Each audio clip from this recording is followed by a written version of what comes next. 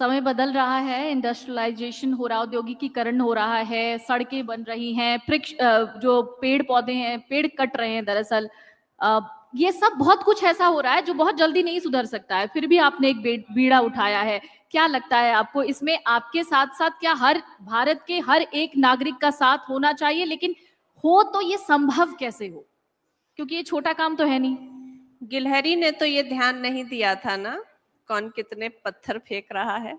वो अपनी क्षमता से लपेट रही थी अपने शरीर में रेत और डाल रही थी, और राम की दृष्टि इतनी छोटी वस्तु पर भी पड़ गई, और राम इतनी सूक्ष्म व्यवस्था को भी अपना लेते हैं, इसीलिए तो वो राम है।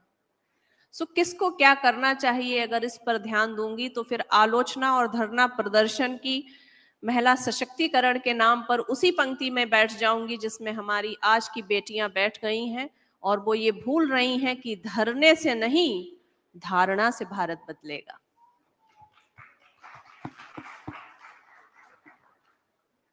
हम जब कहते हैं कि हम आधुनिकता में, जो आपने शब्द बोला कि आधुनिकता में ये बदलाव हो रहा है, नहीं, हमारी सृष्टि और हमारा भारत सबसे आधुनिक था। हमारी भारत में वो सब कुछ हुआ है जो आज के युग में हो रहा है, लेकिन हम मर्यादित करते थे। आज का जो भारत है, इसमें आप एक शब्द देते हैं सिंगल पेरेंटिंग, सिंगल मदर। आज से हजारों वर्ष पहले माँ सीता ने वन में अपने जुड़वा बच्चों को जन्म देकर पाल दिया, तो वो क्या था?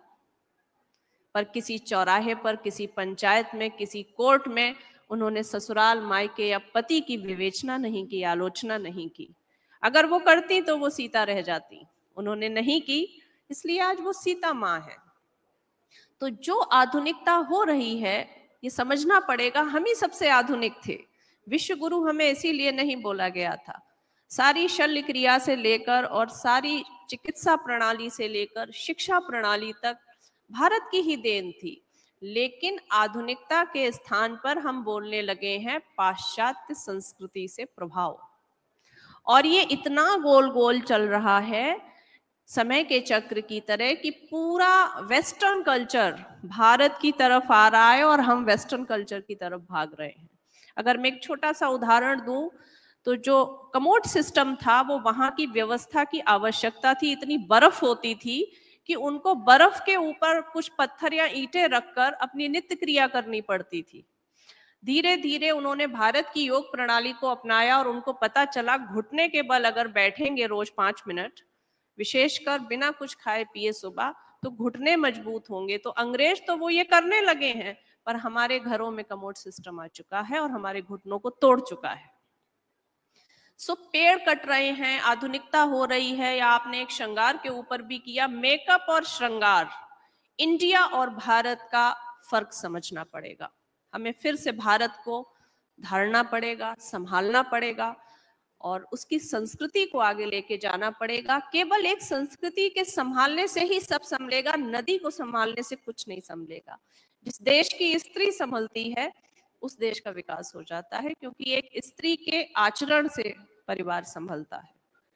और स्त्री होते हुए मुझे ये कहने में दुख भी हो रहा है और बिल्कुल भय नहीं लग रहा है कि जितनी भी विकृति पिछले कुछ वर्षों में हुई है, वो स्त्री के भटकने से हुई है। अगर हम फिर से अहिल्याबाई, दुर्गावती, जानकी, सावित्री, मीराबाई की स्थापना आज की बेटियों की चेतना में कर पाएंगे, तो ना नदी बचाने की जरूरत है, ना जंगल बचाने की जरूरत है, पूरा राष्ट्र स्वतः बच जाएगा। अगर आप ये वीडियो YouTube पर देख रहे हैं तो हमारे चैनल को सब्सक्राइब कर बेल आइकन दबाएं, और Facebook पर देख रहे हैं तो हमारे पेज को लाइक करें।